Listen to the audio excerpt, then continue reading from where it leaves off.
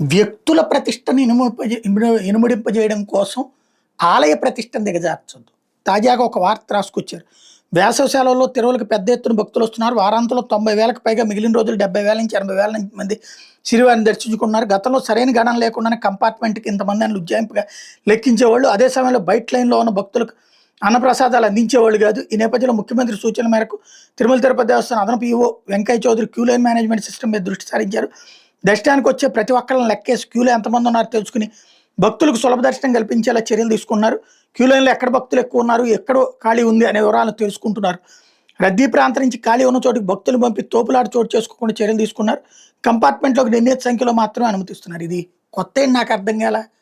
అందులో వెంకయ్య చౌదరి గారిని పొగడ్డానికి, చంద్రబాబు గారిని పొగడ్డానికి తప్పించి అక్కడ ఎప్పుడూ లెక్క ఉంటుంది.